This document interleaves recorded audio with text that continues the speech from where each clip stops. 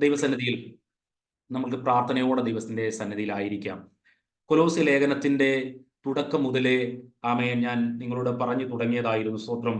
ആമേൻ. കൊലോസിയ സഭയിൽ ആമേൻ നേരിട്ട് വന്നിരുന്ന ആളുകൾ തത്വജ്ഞാനവും വെറും വഞ്ചനയുമുള്ള ഉപദേശങ്ങളിലേക്ക് കടന്നു പോവുകയും ആളുകൾ ക്രിസ്തുവിൽ നിന്നും അകന്നു പോയപ്പോൾ ക്രിസ്തുവാണ് എല്ലാറ്റിലുമെല്ലാം എന്ന് സഭയെ ബോധിപ്പിക്കുവാനും, ക്രിസ്തുവിൽ നിങ്ങൾ പരിപൂർണരാണ്, നിങ്ങൾക്ക് ക്രിസ്തുവിന്റെ പുറകെ പോയി പ്രത്യാശയിൽ നിലനിൽക്കണമെന്നുള്ള ദൈവിക ഉപദേശങ്ങൾ കൊടുക്കുകയും തെറ്റായ ഉപദേശങ്ങളെയും തെറ്റായ നിയമങ്ങളെ ശക്തമായി ശാസിക്കുകയും ആമേൻ അവിടെ നിലനിന്നിരുന്ന തെറ്റായ ആചാര അനുഷ്ഠാനങ്ങളെ ശക്തമായ നിലകളിൽ അപ്പോസ്തലനായ പൗലോസ് തിരുത്തുകയും ചെയ്തുകൊണ്ട് ജനത്തെ ക്രിസ്തുവിങ്കിലേക്കും ക്രിസ്തുവിൽ കൂടിയുള്ള ദൈവിക വിശുദ്ധി പ്രാപിക്കേണ്ടത് എങ്ങനെയെന്നും അപ്പോസ്തലനായ പൗലോസ് ജനത്തെ പറഞ്ഞു കൊടുക്കുവാൻ വേണ്ടി എഴുതിയ ആഴമുള്ള ലേഖനങ്ങളിൽ ഒരു ലേഖനമാണ് കൊലോസ്യ ലേഖനം.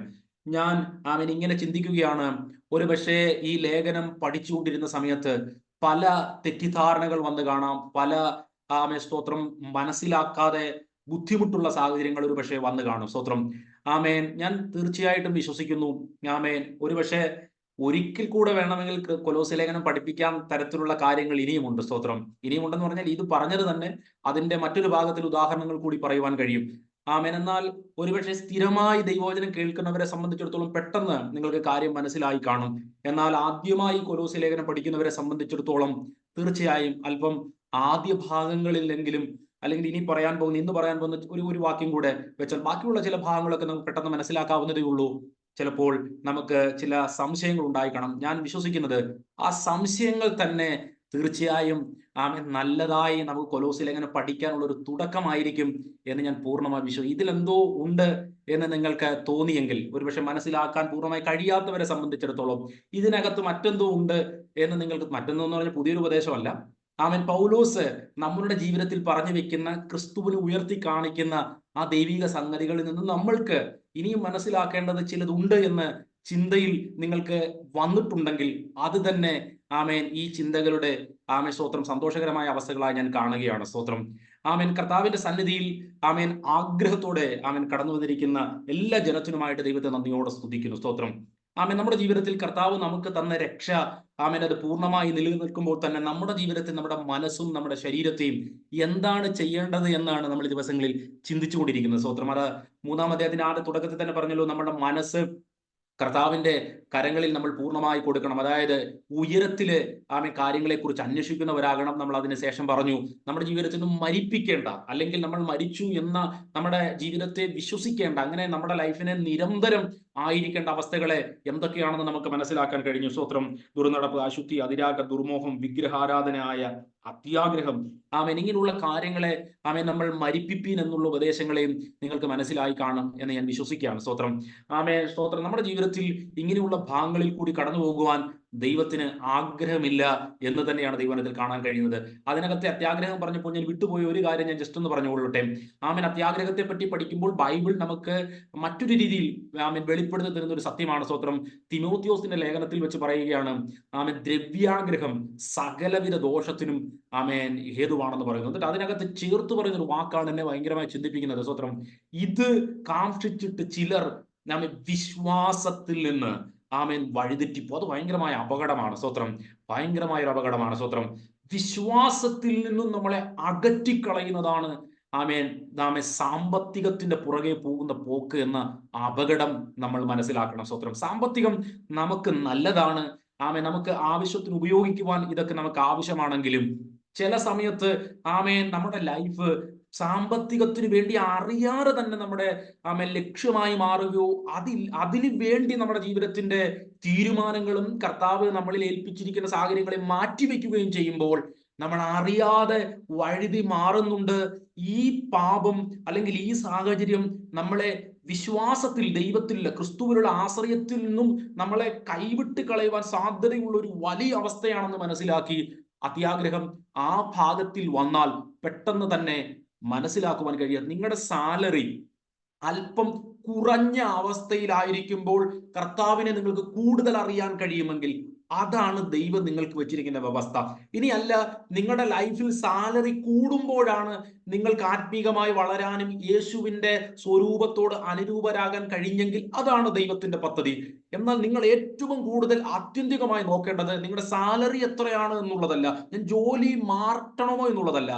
എനിക്ക് ക്രിസ്തുവിന്റെ സ്വഭാവത്തോട് അനുരൂപരാകുവാൻ സാലറി കുറയുന്ന ഈ സാഹചര്യത്തിൽ നിൽക്കുന്നതാണെങ്കിൽ ഒരിക്കലും മറ്റൊരു സാഹചര്യത്തെ കുറിച്ച് ചിന്തിക്കരുത്. സ്വതന്ത്രം ക്രിസ്തുവിന്റെ പദ്ധതിയും ക്രിസ്തുവിനെ കുറിച്ചുള്ള ആന്റി പ്രാർത്ഥിച്ചപ്പോൾ പറഞ്ഞതുപോലെ ക്രിസ്തുവിനെ പോലെ ആകുക എന്നതാണ്, സ്വരൂപത്തിലേക്ക് വളരുക എന്നതാണ് ദൈവത്തിന്റെ പദ്ധതി. അതുകൊണ്ട് ഒരിക്കലും നമ്മുടെ ജോലിയുടെയോ രാജ്യങ്ങൾ മാറുന്നതിന്റെയോ മാനദണ്ഡം കേവലം സാമ്പത്തികമാകരുത്. സ്വത്രം നമ്മൾ അറിയാതെ തന്നെ പതുക്കെ പതുക്കെ പതുക്കെ പതുക്കെ ദൈവീക കൽപ്പനകളെ മറന്ന് നമ്മളൊരു പക്ഷേ ദശാംശം കൊടുക്കുന്നുണ്ടായിരിക്കാം, പഴയതിനേക്കാൾ കൂടുതൽ നമ്മൾ കാര്യങ്ങൾ കൈമാറുന്നുണ്ടായിരിക്കാം. എന്നാൽ ലക്ഷ്യം നമ്മുടെ സമ്പത്തിലേക്കോ പണത്തിലേക്കോ മാറിപ്പോയാൽ വിശ്വാസത്തിൽ തന്നെ ആ ദ്രവ്യാഗ്രഹം നമ്മളെ അകറ്റിക്കളയുമെന്നാണ് അപ്പോസ്തലനായ പൗലോസ് തിമോത്തിയോസിനോട് പറയുന്നത്. അതൊരു നല്ല സൈനല്ല, അത് വലിയ അപകടമാണ് എന്ന് മനസ്സിലാക്കുവാൻ കഴിയട്ടെ. നമ്മുടെ കുഞ്ഞുങ്ങൾ കൃപയിൽ നിൽക്കുന്നത് ഏറ്റവും കുറഞ്ഞ സാലറിയിലാണെങ്കിൽ അതോർത്ത് ദൈവത്തെ സ്തുതിക്കാൻ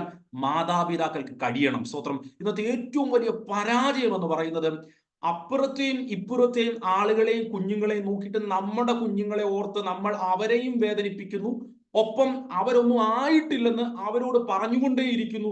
അവരെന്തെങ്കിലും ആകാനുള്ള തത്രപ്പാടിൽ പിന്നീട് പണത്തിന്റെ പുറകെ പോകുന്നു. അവർ നമ്മളിൽ നിന്ന് നഷ്ടമാകുന്നു എന്ന് പറയുന്നതിനേക്കാൾ കർത്താവിൽ നിന്ന് നഷ്ടമാകുന്നു. നമുക്ക് കുറെ പണം വരുന്നുണ്ടായിരിക്കാം. പണ്ട് പ്രവാചകന്മാർ പറയുന്നത് പോലെ മക്കളാലുള്ള ഉദാഹരണം, മക്കളാലുള്ള മാന്യത ലഭിക്കുന്നുണ്ടായിരിക്കാം. എന്നാൽ നമ്മളും നമ്മുടെ തലമുറകളും കർത്താവിൽ നിൽക്കുന്നതാണ് നമ്മുടെ തലമുറകൾ സാലറി ദൈവഹിതമല്ലാതെ കൂടുന്നതിനേക്കാൾ വലുത് എന്ന് മനസ്സിലാക്കി. സ്തോത്രം. ദൈവത്തിന്റെ ഹിതപ്രകാരം നിൽക്കുമ്പോൾ നിങ്ങൾക്കൊരു നല്ല രാജ്യത്തിലേക്ക് പോകുവാൻ ദൈവം അവസരം തരും. നിങ്ങൾ നടക്കട്ടെ. സ്തോത്രം. ദൈവത്തിന് ഹിതപ്രകാരം നിങ്ങൾ യാത്ര ചെയ്യുമ്പോൾ ആമേൻ നിങ്ങൾക്കൊരു നല്ല ജോലി മാറിക്കിട്ടുന്നെങ്കിൽ കൊള്ളാം, നല്ല കാര്യം. സ്തോത്രം. എന്നാൽ ആമേൻ നിങ്ങളുടെ ജോലി മാറുന്നതും നിങ്ങളുടെ ആത്മീക ജീവിതത്തെ ഒരിക്കലും നിരാശപ്പെടുത്തുന്ന രീതിയിലോ പണത്തിനു വേണ്ടിയോ ലക്ഷ്യമാകുമ്പോൾ അത് ക്രിസ്തുവിന്റെ ഭാവമല്ല. യേശു കർത്താവ് ആമേ സ്തോത്രം പണം സൂക്ഷ്മതയോടെ വെക്കുവാൻ വേണ്ടി ഒരിക്കൽ പോലും ആമേൻ യൂദയെ മാറ്റി മറ്റൊരാളുടെ കയ്യിലേക്ക് പണം കൊടുക്കാം എന്ന് ചിന്തിച്ചില്ല. ഇതായിരുന്നു ക്രിസ്തുവിന്റെ മനോഭാവമെങ്കിൽ നമ്മുടെ മനോഭാവത്തിലും വ്യത്യാസം വരുന്നെങ്കിൽ അത് നമ്മളെ ആമേൻ അപകടപരമായ സാഹചര്യത്തിലേക്ക് കൊണ്ടുപോകും എന്ന് മനസ്സിലാക്കുവാൻ ദൈവം നമുക്ക് ഇടയാക്കട്ടെ. സ്തോത്രം. ആമേൻ. ആമേൻ. ദൈവസന്നിധിയിൽ നമ്മൾ വായിച്ചുകൊണ്ടിരുന്ന വേദഭാഗത്തിലേക്ക് നമുക്ക് മടങ്ങി വരാം. സ്തോത്രം. ഇവിടെ നമുക്ക് കാണുവാൻ കഴിയുന്ന വേദഭാഗം, ഇന്ന് ഞാൻ അല്പം ഇൻട്രൊഡക്ഷൻ പറഞ്ഞു പോകുന്നത്, ഞാൻ ഇന്ന് പറയാൻ പോകുന്ന കാര്യങ്ങൾ ശ്രദ്ധയോടെ നിങ്ങൾക്ക് ആയിരിക്കണമേ എന്നുള്ള ഉദ്ദേശത്തോടുകൂടി കഴിഞ്ഞ ദിവസങ്ങളിൽ ഞാൻ പറഞ്ഞു നിർത്തിയ ഭാഗങ്ങളെ കുറച്ചുകൂടി ആമേൻ ഓൾറെഡി ദൈവവചനം നന്നായി ശീലിച്ചിട്ടുള്ളവർക്ക് പെട്ടെന്ന് മനസ്സിലാക്കാൻ കഴിയുന്നതും, എന്നാൽ പെട്ടെന്ന് ഒരുപക്ഷെ ആ കാര്യങ്ങളെ അതുപോലെ മനസ്സിലാക്കാൻ കഴിയാത്തവർ ഒന്ന് രണ്ടു പേർ ആരെങ്കിലും ഉണ്ടെങ്കിൽ അവർക്ക് അല്പം ബുദ്ധിമുട്ട് തോന്നാൻ സാധ്യതയുള്ളവരെ കാര്യം ഞാൻ വളരെ സിമ്പിളായി ഒന്ന് പറയുവാനായി, അല്ലെങ്കിൽ ഞാൻ എന്റെ മനസ്സിൽ അതുകൊണ്ട് സിമ്പിൾ ആകുമോ എന്ന് എനിക്കറിയത്തില്ല, പക്ഷേ ഞാൻ ശ്രമിക്കുകയാണ്. നമുക്ക് ഒരുമിച്ച് പ്രാർത്ഥനയോടെ ഇരിക്കാം. ദൈവം അറിയാവുന്ന ഭൂരിപക്ഷം ദൈവമക്കൾക്കും ഓൾറെഡി മനസ്സിലായ കാര്യങ്ങളായിരിക്കാം. സ്തോത്രം. ഞാൻ അന്ന് നിങ്ങളോട് പറഞ്ഞതുപോലെ 5 മുതലുള്ള താഴോട്ടുള്ള വേദഭാഗങ്ങൾ, അല്ലെങ്കിൽ 3-ാം അധ്യായം 1 മുതലുള്ള വേദഭാഗങ്ങളിൽ നമ്മൾ എങ്ങനെ ജീവിക്കണം, നമ്മൾ എന്താണ് നമ്മുടെ മനസ്സിലും ശരീരത്തിൽ ചെയ്യേണ്ടതെന്നാണ് പറയുന്നത്. അതിൽ 5 മുതൽ ഉള്ള ഏകദേശം 17 വരെയുള്ള, അല്ലെങ്കിൽ അതിന് താഴോട്ടുള്ള വാക്യങ്ങൾ നോക്കിയാലും നമ്മുടെ ലൈഫിൽ ചില മാറ്റങ്ങൾ കൊണ്ടുവരേണ്ടതാണ് പറയുന്നത്. അതിൽ 5 മുതൽ ഏകദേശം നമ്മൾ അന്ന് വായിച്ച, കഴിഞ്ഞ ദിവസങ്ങളിൽ വായിച്ച 9-ാം വാക്യം വരെ നമ്മുടെ ലൈഫിൽ പറയുന്നത് എന്താണ്? മരിപ്പിപ്പീൻ, പറയരുത്, പിന്നെ പറയുന്നത് എന്താ? ഉരിഞ്ഞു കളഞ്ഞു, മുമ്പേ നിങ്ങൾ അങ്ങനെയായിരുന്നു, ഇപ്പോൾ നിങ്ങൾ അങ്ങനെയല്ല, അത് വിട്ടുകളവീൻ എന്നാണ് പറയുന്നത്. ഇനി 12 മുതലുള്ള വാക്യങ്ങൾ താഴോട്ട് കാണുന്നത് എന്താ? നിങ്ങൾ ചെയ്യുവീൻ, നിങ്ങൾ ധരിപ്പീൻ എന്നാണ് പറയുന്നത്. എന്ന് പറഞ്ഞാൽ മുകളിലത്തെ വാക്യങ്ങളും താഴത്തെ വാക്യങ്ങളും 11-നും 12-നും ശേഷമുള്ള വാക്യങ്ങളിലും കാണുന്നത്, മുകളിൽ പറയുന്നത് നിങ്ങൾ വേണ്ട എന്ന് വെപ്പീൻ, മരിപ്പിപ്പീൻ അല്ലെങ്കിൽ ഊരിക്കളവീൻ എന്ന് പറയുകയും 12 മുതൽ താഴോട്ടുള്ള വാക്യങ്ങളിൽ പറയുകയാണ്, എന്താണ് പറയുന്നത്? നിങ്ങൾ ക്ഷമിപ്പീൻ എന്ന് പറഞ്ഞാൽ നിങ്ങളുടെ ജീവിതത്തിൽ വേണ്ടതും, അല്ലെങ്കിൽ ഞാൻ അന്ന് നിങ്ങളോട് പറഞ്ഞു തുടങ്ങിയ ഭാഗം സിമ്പിളായി പറയാം. 5 മുതൽ 9 വരെയുള്ള വാക്യങ്ങൾ ക്രിസ്തുവിൽ ഇല്ലാത്തതും, 12 മുതൽ 17 വരെയില്ല, അല്ലെങ്കിൽ 12 മുതൽ 13, 14, 15 വാക്യങ്ങളിൽ കാണുന്ന ഭാഗങ്ങൾ ക്രിസ്തുവിൽ ഉള്ളതുമായ സ്വഭാവമാണ്. സ്തോത്രം. അല്ലെങ്കിൽ നമ്മൾ ഉരിഞ്ഞു കളവീൻ എന്ന് ദൈവവചനം നമ്മളോട് പറഞ്ഞത് ക്രിസ്തുവിൽ ഇല്ലാത്തതും നമ്മൾ ധരിപ്പീൻ എന്ന് പറഞ്ഞിട്ട് പറയുന്നത് ക്രിസ്തുവിൽ ഉള്ളതുമാണ്. അതിൽ നിന്ന് തന്നെ ഞാനിന്ന് പറയാൻ പോകുന്ന അർത്ഥം പൂർണ്ണമായിരിക്കാം. നമ്മൾ ക്രിസ്തുവിനെ ധരിക്കണമെന്നാണ് അപ്പോസ്തലനായ പൗലോസ് ഇവിടെ പറയുന്നത്. അത് നിങ്ങളോളം എത്തിക്കാണും എന്ന് ഞാൻ വിശ്വസിക്കുകയാണ്. ഇത് തന്നെയാണ് കൊലോസ്യ ലേഖനത്തിൽ പല രീതിയിൽ അപ്പോസ്തലനായ പൗലോസ് പറയുന്നത്. ഇതെങ്ങനെ സാധ്യമാക്കുമെന്നാണ് ഇന്ന് ഈ വാക്യങ്ങളിലൂടെ നമ്മൾ മനസ്സിലാക്കാൻ പോകുന്നത്. സ്തോത്രം.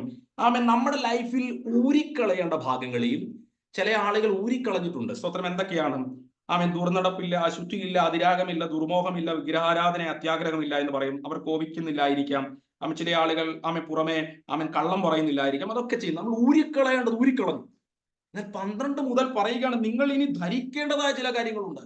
അതാണ് 11-ാമത്തെ വാക്യത്തിൽ പറഞ്ഞത്. ആ ധരിക്കേണ്ടത് നമ്മൾ ധരിക്കുന്നില്ലെങ്കിൽ അത് പൂർണ്ണമാകുന്നുണ്ട്. പൂർണ്ണമായ കാര്യങ്ങൾ നമ്മുടെ ലൈഫിൽ പൂർണ്ണമാക്കുന്നില്ല എന്നതാണ് അർത്ഥം. അതിന്റെ ഒരു കുറവ് നമുക്ക് ഫീൽ ചെയ്യണം ഈ വചനവേദഭാഗങ്ങള്.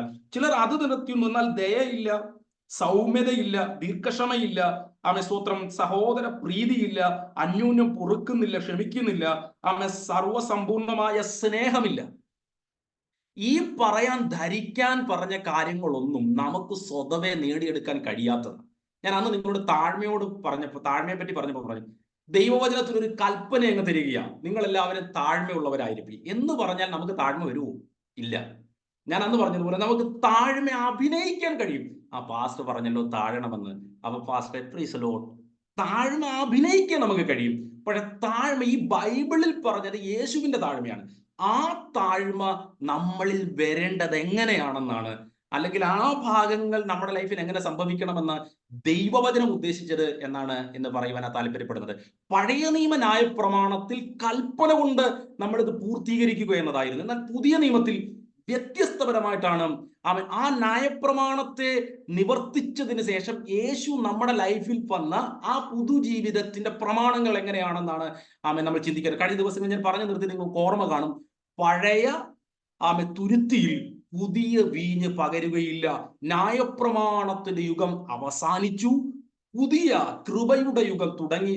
ഈ കൃപയുടെ യുഗത്തിൽ എങ്ങനെയാണ് നമ്മുടെ ലൈഫിലേക്ക് ഇത് കൊണ്ടുവരുവാൻ ദൈവാത്മാവും ദൈവവും ഉദ്ദേശിക്കുന്നത് എന്നാണ് യേശു മുതൽ അപ്പോസ്തലന്മാർ വരെ പറഞ്ഞു നിർത്തിയത് എന്താണെന്നാണ്. അല്ലെങ്കിൽ കൊലോസ്യ ലേഖനത്തിന്റെ മെയിനായ ചില വേർഡ്സുകൾ, കീ വേർഡ്സുകളിൽ ഒന്നാണ് നമ്മൾ ഇന്ന് ചിന്തിക്കാൻ പോകുന്നത്. ഇത്രയും ഇൻട്രൊഡക്ഷൻ തരുന്നത് നിങ്ങൾ അതിനെ കൂടുതൽ ചിന്തിക്കാൻ വേണ്ടി തന്നെയാണ്, അതിലേക്ക് കുറച്ചുകൂടി ശ്രദ്ധ കൊണ്ടുവരുവാൻ വേണ്ടിയാണ്. സ്തോത്രം. നമുക്ക് ആ ഭാഗത്തെ നമുക്കൊന്ന് വായിക്കാം. സ്തോത്രം. നമ്മൾ കഴിഞ്ഞ ദിവസങ്ങളിൽ വായിച്ച ആ വേദഭാഗം 9-ന്റെ പകുതി മുതൽ 10-ാമത്തെ വാക്യവും ഒന്ന് വായിച്ചാട്ടെ. അന്യോന്യം പോസ്റ്റ് പറയരുത്. നിങ്ങൾ പഴയ മനുഷ്യനെ അവന്റെ പ്രവൃത്തികളോട് കൂടെ ഉരിഞ്ഞു കളഞ്ഞു. തന്നെ സൃഷ്ടിച്ചവന്റെ പ്രതിമ പ്രകാരം പരിജ്ഞാനത്തിന് പുതുക്കം പ്രാപിക്കുന്ന പുതിയ മനുഷ്യനെ ധരിച്ചിരിക്കുന്നുവല്ലോ. ആമേൻ. Thank you. ദൈവസന്നിധി നമുക്ക് ശ്രദ്ധയോടെ ആയിരിക്കാം. ഞാൻ ആദ്യം കൺക്ലൂഷൻ പറഞ്ഞിട്ട് ഞാൻ ഇതിന്റെ പറയാനായിട്ട് താല്പര്യപ്പെടുകയാണ്. എന്താണ് പറയാൻ പോകുന്നതെന്ന് ചോദിച്ചാൽ സിമ്പിൾ ആണ്. അവിടെ ഇത് പറഞ്ഞു വരുന്നത് ഒന്ന് നന്നായിട്ട് മനസ്സിലാക്കുമ്പോൾ ഈ വാക്യം കിടക്കുന്നത് വീണ്ടും ജനനത്തെ പറ്റിയാണ് പറയുന്നത്. വീണ്ടും ജനനം. സ്തോത്രം. പെട്ടെന്ന് നമുക്ക് തോന്നും, സഭയോട് വീണ്ടും ജനനം പറയണോ പാസ്റ്റർ? സ്തോത്രം. സഭയോട് വീണ്ടും ജനനം പറയണമോ എന്ന് ചോദിച്ചാൽ സഭയോട് വീണ്ടും ജനനം പറയണമെന്ന് തന്നെയാണ് ഈ വാക്യത്തിന്റെ അടിസ്ഥാനത്തിൽ നമുക്ക് മനസ്സിലാക്കാൻ കഴിയുന്നത്. സ്തോത്രം. നമ്മൾ പലപ്പോഴും ചിന്തിക്കുന്നത് മാനസാന്തരം എന്ന് പറയുന്നതും രക്ഷിക്കപ്പെടുക എന്ന് പറയുന്നതും അല്ലെങ്കിൽ വീണ്ടും ജനനം എന്ന് പറയുന്നതും ഒക്കെ സഭയ്ക്ക് പുറത്ത് പഠിപ്പിക്കേണ്ടതാണ് എന്നാണ് നമുക്ക് പലപ്പോഴും ചിന്ത വരുന്നത്. സ്തോത്രം. എന്നാൽ ഇന്നത്തെ പ്രത്യേക സാഹചര്യത്തിൽ മറ്റൊന്നും പ്രസംഗിച്ചില്ലെങ്കിലും ഏറ്റവും അത്യാവശ്യമായി പ്രസംഗിക്കേണ്ട ഒരു ഭാഗമാണ്, പ്രത്യേകിച്ച് കേരളത്തിലെ മലയാളി സഭകൾ. ഒരുപക്ഷെ കേരളത്തിന് പുറത്ത് വ്യത്യാസം കാണുമായിരിക്കാം. സ്തോത്രം. എന്നാൽ നമ്മൾ മലയാളികളുടെ ഇടയിൽ സ്തോത്രം ശക്തമായി രക്ഷിക്കപ്പെടുന്നത് എന്താണ് എന്ന് പറഞ്ഞു കൊടുക്കേണ്ട അത്യാവശ്യമുണ്ട്. ചിലപ്പം അതൊക്കെ കേൾക്കുമ്പോൾ ആളുകൾ ചിന്തിക്കും, ഇതൊക്കെ ഞങ്ങൾക്കൊന്നും ആവശ്യമില്ല വാസ്. അങ്ങനെയല്ല.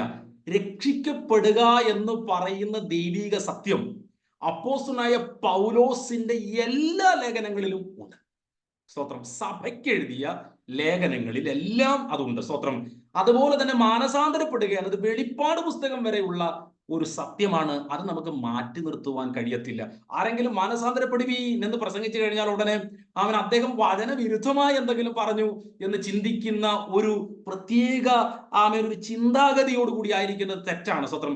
അതുകൊണ്ട് അപ്പോസ്തലനായ പൗലോസ് ഈ 3-ാം അധ്യായത്തിന് ഇടയിൽ വന്നിട്ട് വീണ്ടും ജനനം എന്തിനു പറഞ്ഞു എന്ന് ചോദിച്ചാൽ അത് വളരെ അത്യാവശ്യമുള്ളതും പലർക്കും സത്യത്തിൽ വീണ്ടും ജനനം എന്താണെന്ന് മനസ്സിലായിട്ടില്ലെന്നുള്ളതും ഒരു സത്യമാണ്. സ്വത്രം.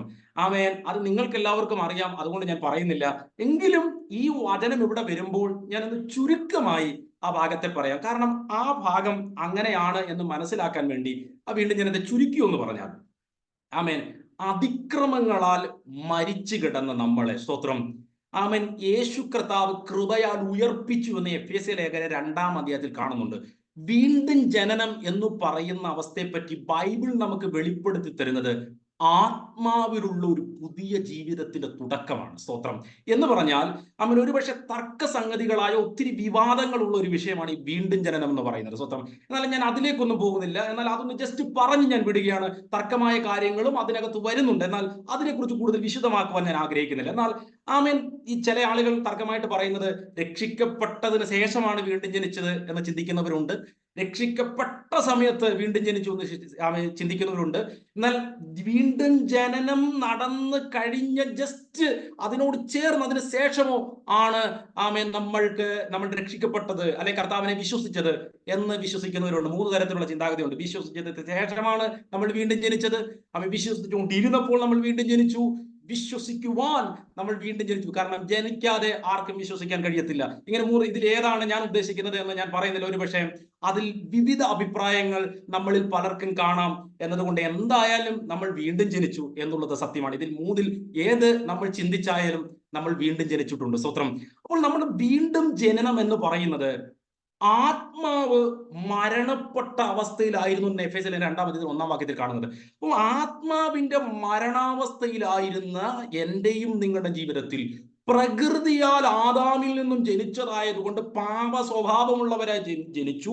എന്നാൽ പാപം നമ്മളുടെ ലൈഫിൽ നമുക്ക് മനസ്സിലാക്കി മുന്നോട്ട് പോയ സമയത്ത് നമുക്ക് മനസ്സിലായി അതിക്രമങ്ങളാൽ നമ്മൾ മരിച്ചവരാണെന്ന് പറഞ്ഞാൽ ദേഹിയും ദേഹത്തിനും മാത്രം ആക്റ്റീവായി നിൽക്കുന്ന ഒരവസ്ഥ പോലെ ആത്മാവിൽ ദൈവവുമായി ബന്ധം വെക്കുവാൻ കഴിയാത്തൊരവസ്ഥയിലായിരുന്നു നമ്മൾ.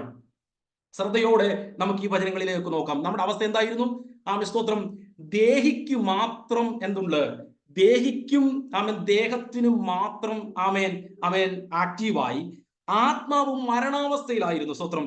എന്നാൽ കൃപയാൽ ദൈവത്തിന്റെ ആത്മാവിനാൽ എന്ത് സംഭവിച്ചു? നമ്മുടെ ആത്മാവിന് ജീവൻ വന്നു. ഇതിനാണ് പറയുന്നത് വീണ്ടും ജനനം. സ്തോത്രം. ആത്മാവ് ആക്റ്റീവായി. സ്തോത്രം. സഭയ്ക്ക് മനസ്സിലാകുന്നില്ല എന്നിൽ നഷ്ടപ്പെട്ട് കിടന്ന മരണാവസ്ഥയിലായിരുന്ന ആത്മാവ് ജീവൻ പ്രാപിച്ചു എന്ന് സഭ ബോധ്യമാക്കണം എന്നാണ് ഈ വാക്യത്തിന്റെ അർത്ഥം. നമ്മൾ ഈ വാക്യത്തിലേക്ക് തന്നെ വരാൻ പോകുന്നത്. പക്ഷേ ഞാൻ വീണ്ടും ജനനം ഒന്നുകൂടെ പറഞ്ഞ് ഞാനൊന്ന് സിമ്പിളായി പറഞ്ഞ് ഞാൻ ആ വാക്യത്തിൽ നിന്ന് ഈ വാക്യത്തിലേക്ക് വരട്ടെ. നമ്മുടെ ആത്മാവിന് ജീവൻ പ്രാപിച്ചുവെന്ന് നമുക്ക് ബോധ്യമായോ? പക്ഷെ സഭയ്ക്ക് ഇപ്പൊ ബോധ്യമാകുന്നില്ല. അവർ തത്വജ്ഞാനത്തിലേക്ക് പോകുകയാണ്. എന്തുകൊണ്ടാ? അവർ ദേഹിയിൽ നിന്നുകൊണ്ട് ബുദ്ധിപരമായി കാര്യങ്ങളെ മനസ്സിലാകത്തക്ക രീതിയിലേക്ക് കേവലം മനുഷ്യർ ജീവിക്കുന്നത് പോലെ രക്ഷിക്കപ്പെട്ടവർ, സഭയിൽ അംഗങ്ങളായവർ, യഥാർത്ഥമായ സുവിശേഷം കേട്ട് കർത്താവിനെ സ്വീകരിച്ചവരുടെ ആത്മാവ് ആക്റ്റീവായി അവർ അതുപോലെ മനസ്സിലാക്കുന്നില്ല. അവർ ചിന്തിക്കുകയാണ് കേവലം ദേഹവും മാത്രമുള്ള ഒരു ശരീരമായി ലോക മനുഷ്യൻ ചിന്തിക്കുന്നത് പോലെ നമ്മൾ ചിന്തിക്കുകയാണ്. അതിന് നമ്മുടെ വ്യത്യാസം മനസ്സിലാക്കണമെന്ന് നമ്മുടെ തീരുമാനങ്ങൾ നോക്കിയാൽ മതി. നമ്മുടെ അപ്പുറത്ത് രക്ഷിക്കപ്പെടാത്ത ആളുകൾ തീരുമാനിക്കുന്നതും നമ്മൾ തീരുമാനിക്കുന്നതുമായി എന്തെങ്കിലും വ്യത്യാസമില്ലെങ്കിൽ, അടിസ്ഥാനപരമായ വ്യത്യാസങ്ങൾ കടന്നു വരുന്നില്ലെങ്കിൽ, നമ്മൾ കേവലം ദേഹത്തിലും മാത്രം ജീവിക്കുന്ന സാധാരണ മനുഷ്യരെ പോലെ ജീവിക്കുകയാണ്. എന്നാൽ സഭയോട് ദൈവത്തിന്റെ ആത്മാവിൽ പൗലോസ് പറയുക, നിങ്ങൾ വീണ്ടും ജനിച്ചവരാണ്. നിങ്ങളുടെ ആത്മാവ് ആക്റ്റീവാണ്. നിങ്ങൾക്ക് അവന്റെ വാക്ക് കേട്ടാട്ടെ, അവന് വേണ്ടി നിങ്ങൾ സറണ്ടർ ചെയ്താട്ടെ, നിങ്ങൾ അവനെ ധരിച്ചാട്ടെ. അതാണ് ഞാൻ പറഞ്ഞു വരാൻ പോകുന്നത്. ശ്രദ്ധയോടെ നമുക്ക് വാക്യങ്ങളിലേക്ക് വരുവാനായി ഞാൻ ഈ വീണ്ടും ജനനം പറയുന്നത് ശ്രദ്ധിച്ചിരുന്നാട്ടെ. നമ്മുടെ ബുദ്ധി കൊണ്ടാണ് നമ്മൾ ഇതിന് ടെൻഷൻ അടിക്കുന്നത്. അതുകൊണ്ടാണ് ഇതിന് തൊട്ട് മുകളിൽ പൗലോസ് പറഞ്ഞു വെച്ചത്, ഈ ഭാഗം വരുന്നത് കൊണ്ടാണ്. ഉയരത്തിലുള്ളത് തന്നെ ചിന്തിപ്പിൻ. ആത്മാവ് ചിന്തിച്ചുകൊണ്ടിരിക്കുന്നത് ഉയരത്തെ കുറിച്ചാണ്. ഈ മനുഷ്യനെ എങ്ങനെ രൂപാന്തരപ്പെടുത്തി യേശുവിന്റെ സ്വരൂപത്തോട് അനുരൂപമാക്കാൻ, അതാണ് ഇവിടെ പറയുന്ന വാക്ക്, സ്വരൂപത്തോട് അനുരൂപരാക്കി എങ്ങനെ ജെയിംസിനെ നിത്യതയിൽ കൊണ്ടുപോകാമെന്ന് മാത്രമേ ആത്മാവിന് ഉദ്ദേശമുള്ളൂ. നമ്മുടെ ആത്മാവ് ദൈവത്തിന്റെ ആത്മാവ് കണക്റ്റഡ് ആയിട്ടിരിക്കുകയാണ്. ഈ ആത്മാവോട്ട് പറഞ്ഞോണ്ട്, പക്ഷെ ഇത് നമ്മൾ അറിയുന്നില്ല. നമ്മൾ ഇന്നും ദേഹിയിലാണ് ജീവിക്കുന്നത്, ലോകബുദ്ധിയിലാണ് തീരുമാനങ്ങൾ എടുക്കുന്നത്. നമുക്ക് ഉയരത്തെക്കുറിച്ചുള്ള ചിന്തകളില്ല. ഭൂമിയിൽ ഉള്ളത് തന്നെ അന്വേഷിച്ച് ജീവിക്കുകയാണ് സഭ. അതുകൊണ്ട് അപ്പോസ്തലനായ പൗലോസ് ഓർമ്മിപ്പിച്ചുണർത്തുകയാണ്, നിങ്ങളുടെ ആത്മാവിന് ജീവൻ വെച്ചു, നിങ്ങൾ വീണ്ടും ജനിച്ചു. നിങ്ങൾ രണ്ടാമതുള്ള ജനനം നിങ്ങളുടെ ലൈഫിൽ നടന്നു. നിങ്ങൾ അറിഞ്ഞോ? നിങ്ങളുടെ ആത്മാവ് ആക്റ്റീവായി. സ്തോത്രം. നമ്മൾ കേവലം മനുഷ്യരെ പോലെയല്ല, അപ്പുറത്തിരിക്കുന്നവരും ഇപ്പുറത്തിരിക്കുന്നവരും പല തീരുമാനങ്ങളും അവരുടെ തലമുറകളെ കുറിച്ച് എടുക്കുന്നുണ്ട്. എന്നാൽ നമ്മൾ നമ്മുടെ തലമുറകളെ കുറിച്ച് തീരുമാനമെടുക്കുമ്പോൾ നമ്മൾ ചിന്തിക്കാറുണ്ടോ, ഈ കുഞ്ഞ് അവിടെ പോയാൽ പ്രാർത്ഥനയിൽ മുന്നോട്ട് പോകുമോ? കാരണം നമ്മൾ ഉയരത്തിലേതുള്ളതാ അന്വേഷിക്കുന്നേ. അല്ലാതെ അവിടെ എത്ര സാലറി കിട്ടുമെന്നോ, അവിടെ എത്ര നന്മ കിട്ടുമെന്നോ ദൈവം ഉദ്ദേശിക്കുന്നില്ല. പിണങ്ങരുത്. ആത്മാവിൽ പുതുജീവൻ പ്രാപിച്ചവരെ കുറിച്ചുള്ള ആത്മാവിന്റെ ചിന്ത എന്ന് പറയുന്നത് ഈ ദേഹത്തെയും ദേഹിയെയും ആത്മാവിനെയും ഒരുമിപ്പിച്ച് കർത്താവിന്റെ സൃഷ്ടിയിൽ പ്രത്യക്ഷമാക്കുന്നതാണ്. എന്താണ് റോമാലേഖനം 8-ാം അധ്യായം പറയുന്നത്? അവൻ മുന്നറിഞ്ഞവരെ മുൻനിയമിച്ചും, അവൻ എന്നിട്ട് താഴോട്ട് പറയും, വിളിച്ചവരെ അവൻ നീതീകരിച്ചവരെ തേജസ്കരിച്ചും ഇരിക്കുന്നു. അവന്റെ പുത്രനോട് അനുരൂപരാകാൻ വേണ്ടിയാണ് വിളിച്ചത്. നമ്മുടെ ലൈഫിൽ ഒരു ജോലി സ്ഥലത്ത് വെച്ച് കർത്താവിന്റെ സ്വരൂപത്തോട് അനുരൂപരാക്കാൻ ദൈവത്തിന് ഉദ്ദേശമുണ്ടെങ്കിൽ ആ സ്ഥലത്തു തന്നെ ദൈവം നിങ്ങളെ ജോലിക്കൊണ്ടുപോകും. ഞാൻ സുവിശേഷ വേലയിൽ ഇവിടെ ആയിരിക്കുമ്പോൾ കർത്താവിന്റെ സ്വരൂപത്തോട് അനുരൂപകനാകുവാൻ എന്നെ പോലെ ഒരു വ്യക്തിയെ കൊണ്ട് ദൈവത്തിന് ഉദ്ദേശമുണ്ടെങ്കിൽ കർത്താവിന്റെ സ്വരൂപത്തോട് അനുരൂപരാക്കുക എന്നത് ഏറ്റവും പ്രാഥമികവും ഏറ്റവും ദൈവാത്മാവ് ഉദ്ദേശിച്ചിട്ടുള്ളതും എല്ലാവരെ കുറിച്ച് ഉദ്ദേശിച്ചിട്ടുള്ള പദ്ധതിയാണ്. ബാക്കിയെല്ലാം അതിന് താഴെയാണ്. സ്തോത്രം. അതിനാണ് നമുക്ക് ആത്മാവ് ആക്റ്റീവാക്കിയത്, ദൈവമായിട്ട് ബന്ധപ്പെടാൻ. ഇന്ന് പലപ്പോഴും നമ്മൾ ആത്മാവ് ഉണ്ടെന്ന് പോലും അറിയുന്നില്ല. നമ്മൾ വീണ്ടും ജനിച്ചവരാണ്. നമ്മൾ ലോകത്തിൽ സാധാരണ മനുഷ്യർ ജനിച്ചതുപോലൊരു ജനനം മാതാപിതാക്കളെ ലഭിച്ചുവെങ്കിലും മറ്റൊരു ജനനം നടന്നുവെന്നാണ് ഈ വേദഭാഗം നമ്മളെ പഠിപ്പിക്കുന്നത്. നമുക്ക് ആ വാക്യത്തിൽ അങ്ങനെയാണോ പറഞ്ഞത്? ആ വാക്യത്തെ ഒന്ന് ശ്രദ്ധിച്ചാട്ടെ. സ്തോത്രം. വാക്യത്തെ ഒന്ന് നോക്കിയാട്ടെ. സ്തോത്രം. ഒരിക്കൽ കൂടെ ആ വാക്യം ഒന്ന് വായിക്കാമോ?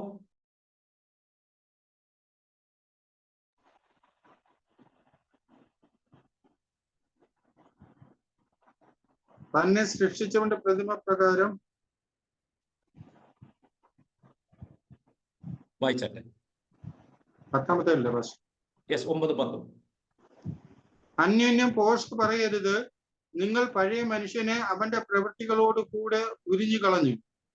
തന്നെ സൃഷ്ടിച്ചവന്റെ പ്രതിമ പ്രകാരം പരിജ്ഞാനത്തിനായി പുതുക്കം പ്രാപിക്കുന്ന പുതിയ മനുഷ്യനെ ധരിച്ചിരിക്കുന്നുവല്ലോ. ആമേൻ. നമുക്ക് വാക്യങ്ങളിലേക്ക് ഒന്ന് നോക്കിയിട്ട് എന്താ അവിടെ പറയുന്നത്? നിങ്ങൾ പഴയ മനുഷ്യനെ അവന്റെ പ്രവൃത്തികളോടുകൂടി ഉരിഞ്ഞു കളഞ്ഞു. ഈ പറയുന്നത് ഓൾറെഡി 2-ാം അധ്യായത്തിന്റെ 11-ാം വാക്യത്തിൽ പറയുന്നുണ്ട്.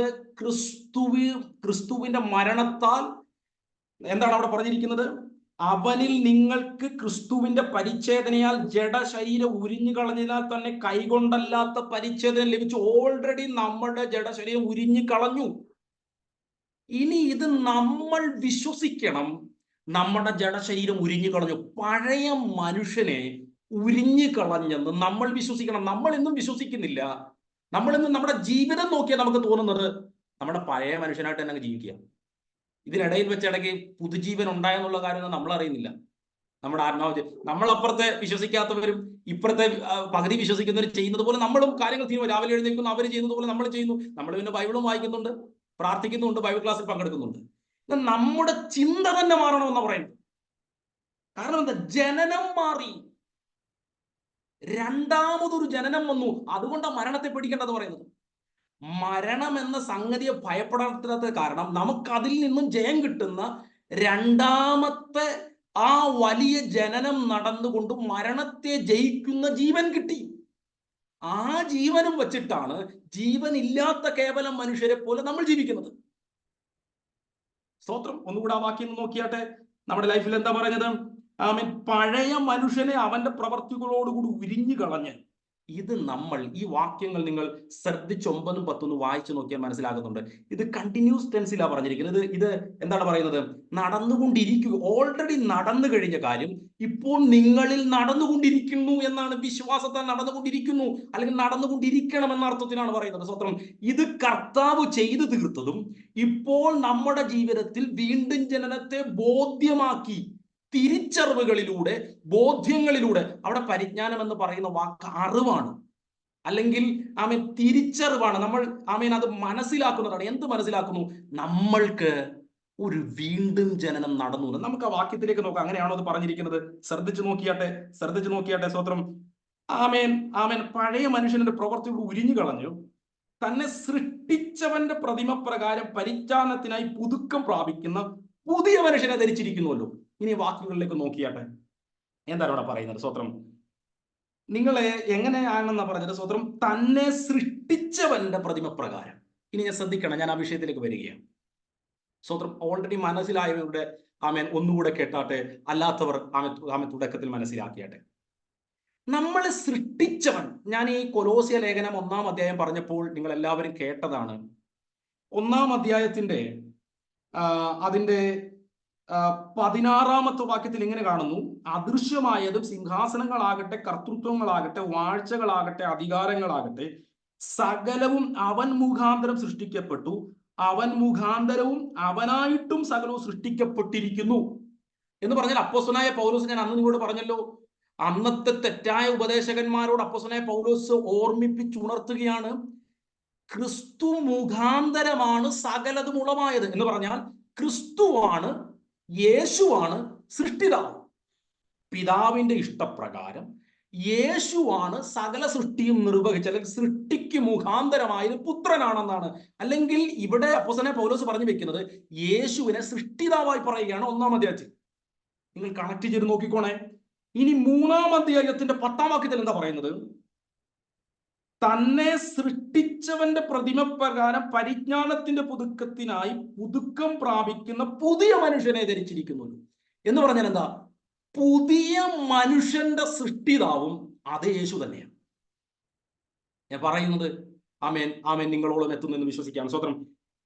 1-ാം അധ്യായത്തിൽ സകലതും സൃഷ്ടിച്ചത് യേശു മുഖാന്തരമാണെങ്കിൽ അതേ യേശു മുഖാന്തരം തന്നെ അവിടെ സൃഷ്ടി എന്ന് പറയുന്നതിന് സകലത്തിന്റെയും കാരണഭൂതനെന്നോ സകലത്തിന്റെയും കാരണമായവനെന്നോ ഒക്കെ അർത്ഥം വരുന്ന രീതിയിലാണ്. എല്ലാത്തിന്റെയും ഓണർ, അല്ലെങ്കിൽ എല്ലാത്തിന്റെയും നായകനായിരിക്കുന്നവൻ എന്ന രീതിയിൽ അവിടെ പറയുകയാണ്, യേശു തന്നെയാണ്. നിങ്ങൾ എന്ത് ചെയ്തത്? പുതിയ മനുഷ്യനെ അവൻ മുഖാന്തരമാണ് സൃഷ്ടി നടന്നത്. സ്തോത്രം. അങ്ങനെയാണെങ്കിൽ എന്താണ് ഈ പറയുന്നത് അപ്പോസ്തലനായ പൗലോസ്? 2-ാം അധ്യായത്തിന്റെ 11-ാം വാക്യത്തിൽ പറഞ്ഞ യേശുവിന്റെ ക്രൂശ് മരണത്താൽ സൃഷ്ടി നടന്നവരാണ് സഭ എന്നാണ് അപ്പോസ്തലനായ പൗലോസ് ഇവിടെ പറയുന്നത്. സ്തോത്രം. ഞാൻ പറയുന്നത് നിങ്ങൾക്ക് മനസ്സിലാകുന്നുണ്ടോ എന്നെനിക്കറിയില്ല. സ്തോത്രം. സിമ്പിളായി നിങ്ങൾക്ക് മനസ്സിലാകുന്നുണ്ട് എന്നും ഞാൻ വിശ്വസിക്കുകയാണ്. സ്തോത്രം. അപ്പോസ്തലനായ പൗലോസ് പറയുകയാണ്, 1-ാമത്തെ ആദാമിനെയും ഹവ്വയെയും, അല്ലെങ്കിൽ സാധാരണ മനുഷ്യരെല്ലാവരെയും യേശു സൃഷ്ടിച്ചു. എന്നാൽ 2-ാമത്തെ ജനനമായ വീണ്ടും ജനനം, ബോൺ അഗൈൻ എന്ന് പറയുന്ന നമ്മൾ പറയുന്ന വീണ്ടും ജനനവും യേശുവിനാൽ സംഭവിച്ചു. അത് സഭയെ നിങ്ങൾ അറിഞ്ഞോ? 1-ാമത്തെ സൃഷ്ടി നമ്മൾ അറിഞ്ഞു. ഒരു കുഞ്ഞ് ജനിച്ച് പുറകിൽ വരുമ്പോൾ, നമ്മുടെ കയ്യിൽ കിട്ടുമ്പോൾ നമ്മൾ അതെല്ലാം കൊട്ടി സന്തോഷിച്ച് അറിയുന്നു. ഇതിനേക്കാൾ വലിയതായിട്ട് അറിയേണ്ട മറ്റൊരു സൃഷ്ടി എന്ന് പറഞ്ഞാൽ പുതിയതൊരു സൃഷ്ടിച്ചതല്ല, വീണ്ടും ജനനം, ഉള്ളതിനെ ഒരു ജീവൻ പകർന്നൊരു ജീവൻ ലഭിച്ചവരാണ് ഞാനും നിങ്ങളും. അതിനൊരു ഉടമസ്ഥനുണ്ട്, അതാണ് യേശു. ഇതാണ് അപ്പോസ്തലനായ പൗലോസ് പറയുന്നത്, നിങ്ങൾക്കൊരു ഉടമസ്ഥനുണ്ട്. നോർമലായി ജനിച്ച വ്യക്തിയുടെയും സൃഷ്ടിതാവ് കർത്താവായിരിക്കുമ്പോൾ തന്നെ ആ സൃഷ്ടിതാവായവൻ രണ്ടാമത് ജനിപ്പിച്ചതിൽ അവസരം ലഭിച്ചവരാണ് സഭ. ഇതിന്റെ അംഗങ്ങളാണ് ഞാനും നിങ്ങളും. എനിക്കറിയത്തില്ല നിങ്ങൾക്ക് എത്രത്തോളം ഈ ഭാഗങ്ങളിൽ സന്തോഷമുണ്ടെന്ന്. എന്ന് പറഞ്ഞാൽ കർത്താവ് എഫെസ്യ ലേഖനം 1-ാം അധ്യായത്തിന്റെ 4-ാം വാക്യത്തിന്റെ അടിസ്ഥാനത്തിൽ ലോകത്തിന്റെ സ്ഥാപനത്തിനു മുമ്പേ കണ്ടവരെ, അവനിൽ ഉണ്ടായിരുന്നവരെ, അവരെ ജനിപ്പിച്ചവരെ, അവരെ തിരഞ്ഞെടുത്തവരിൽ സ്തോത്രം ഞാനും നിങ്ങളും ഉണ്ടായിരുന്നു എന്ന് നമ്മൾ വിശ്വസിക്കുന്നില്ല പലപ്പോഴും. നമ്മളത് അതേ അർത്ഥത്തിൽ അതിനെ വലുതായി കാണുന്നതുമില്ല. സ്തോത്രം എന്താ അവിടെ പറയുന്നത്? ഞാൻ അവിടേക്ക് വന്ന് തന്നെ ഞാൻ അവസാനിപ്പിക്കാം. സ്തോത്രം ശ്രദ്ധിച്ചാട്ടെ. സൃഷ്ടിച്ചവന്റെ പ്രതിമ പ്രകാരം പരിജ്ഞാനത്തിനായി പുതുക്കം പ്രാപിക്കുന്ന പുതിയ മനുഷ്യനെ ധരിച്ചിരിക്കുന്നുവല്ലോ. അവിടെ പറഞ്ഞു കേട്ടോ. ഇനി നിങ്ങൾ എന്ത് ചെയ്യണം? സൃഷ്ടിതാവിനെ അറിയണം. നോർമൽ ആളുകൾ സൃഷ്ടിതാവ് വരെ പോകുന്നില്ല. എന്നാൽ വീണ്ടും ജനിച്ചവർക്ക് സൃഷ്ടിതാവിനെ അറിയാൻ പറ്റും. കാരണം എന്താ? അതറിയാനുള്ള ജനനം അവർക്ക് കിട്ടി. സഭയ്ക്ക് മനസ്സിലായി സൃഷ്ടിതാവ് ആരാണെന്ന്. ഇനി ഞാൻ പറയുന്നത് ശ്രദ്ധിച്ചോണേ. ഇത് കേവലം ഒരു അറിവല്ല ഇവിടെ പറയുന്നത്. എന്താ പറയുന്നത്? ആ വാക്യം ഒന്നുകൂടെ നോക്കിയാട്ടെ. സൃഷ്ടിച്ചവന്റെ പ്രതിമ പ്രകാരമാണ് നമ്മൾ പുതിയ മനുഷ്യനെ ധരിക്കുന്നത്. അപ്പൊ അതിന്റെ അർത്ഥം എന്താ?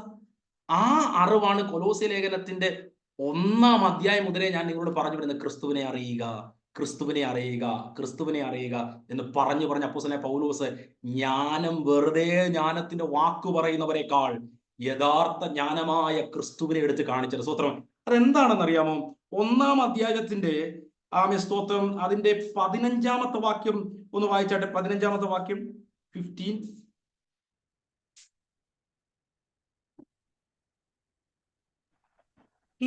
അവൻ അദൃശ്യനായ ദൈവത്തിന്റെ പ്രതിമയും സർവസൃഷ്ടിക്കും ആദ്യജാതനും ആകുന്നു. ആമേൻ. അവിടുത്തെ വാക്ക് കേട്ടോ. അവൻ അദൃശ്യനായ ദൈവത്തിന്റെ പ്രതിമ.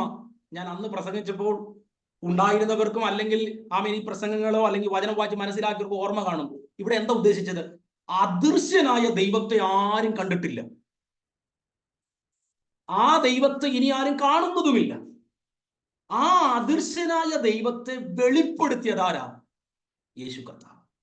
എന്ന് പറഞ്ഞാൽ യേശുവല്ലാതെ പിതാവായ ദൈവത്തെ, അദൃശ്യനായ ദൈവത്തെ ആരും വെളിപ്പെടുത്തിയിട്ടില്ല.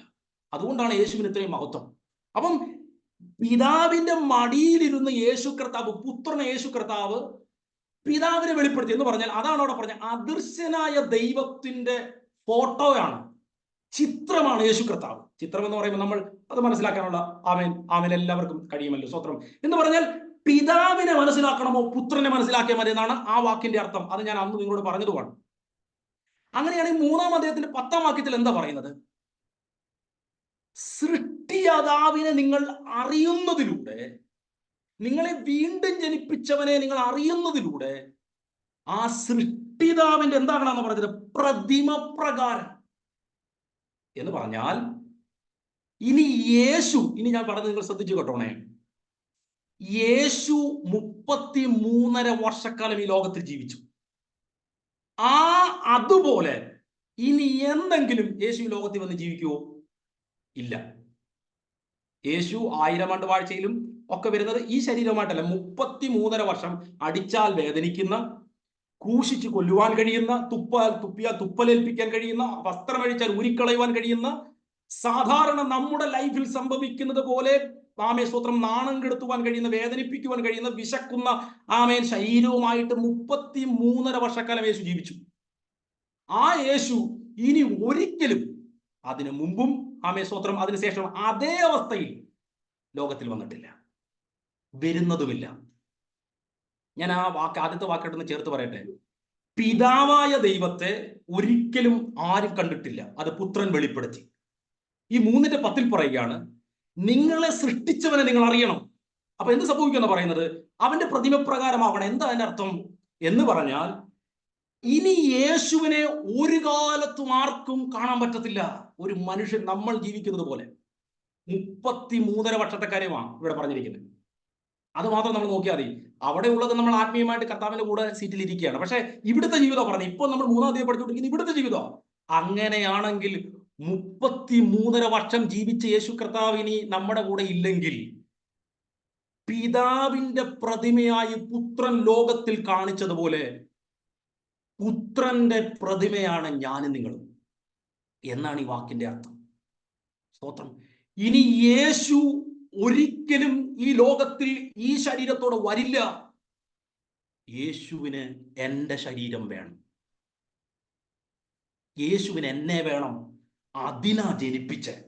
അതുകൊണ്ട് 2:17 ഞാൻ പല പ്രാവശ്യം വായിച്ചത്, ദേഹമെന്നതോ ക്രിസ്തുവിനുള്ളത്.